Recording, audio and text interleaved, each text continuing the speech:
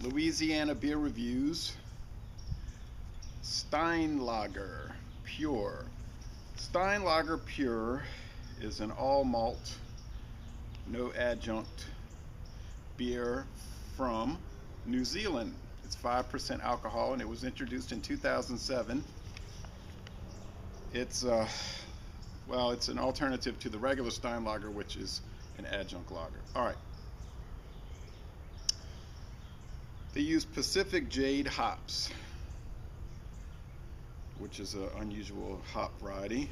This beer gets an average rating on Beer Advocate, an 8 out of 100 on Rate Beer, and 11 out of 100 for the style. So the scores aren't very good. I've never had it before. I bought it at Aquista Paces in Covington, Louisiana. There's some coding on here, but it doesn't really tell you anything.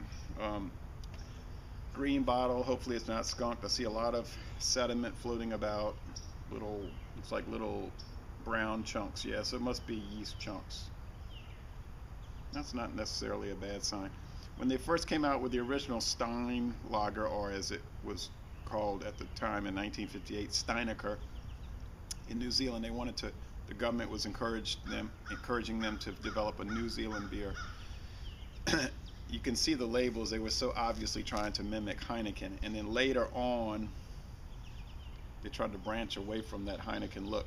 Although when they started exporting Steinlager to the US, they put it in the green bottles to give it that European lager look. Although it was not developed by Europeans, well, it was developed by European and people of European ancestry in New Zealand, but it's a New Zealand beer. Okay. Thought this might be a twist cap, but I can see that it isn't. Oh, and this beer company is owned by Mitsubishi Corporation. Okay, so that's an interesting fact. It's a subsidiary of Kirin, which is a subsidiary of Mitsubishi. Put in this Anheuser-Busch tasting glass. Anheuser-Busch, another international or multinational corporation. Okay. Well,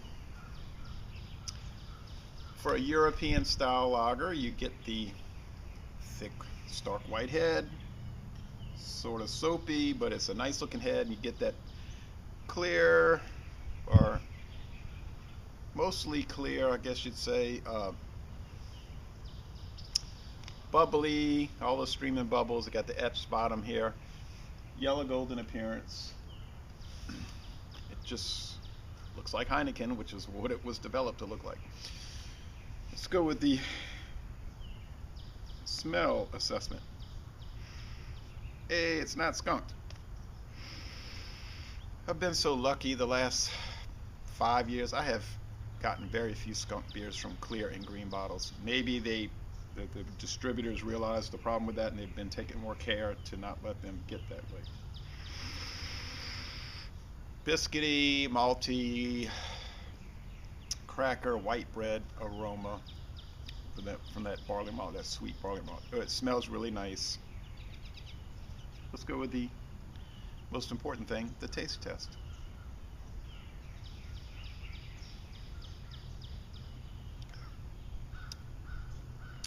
Sweet, but there is a sour aspect, and there's a bitter aspect to it at the end. It's lightly hopped. You get the cracker, you get the white bread, a slight bit of bread crust.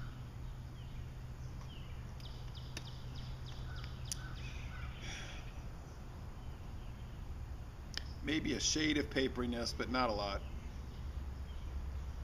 The mouthfeel is light to medium, but trending toward light. The finish is crisp, clean, refreshing, semi-dry, not super Bud Light type dry, but dry. And the drinkability is very high. So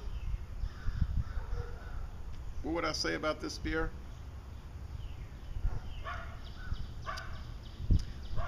I'll say it's pretty solid.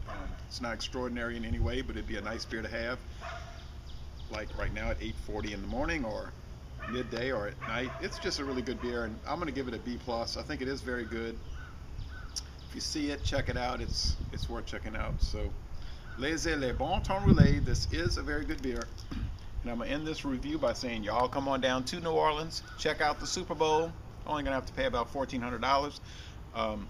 Go to University of New Orleans Privateers basketball game. And fare thee well, all.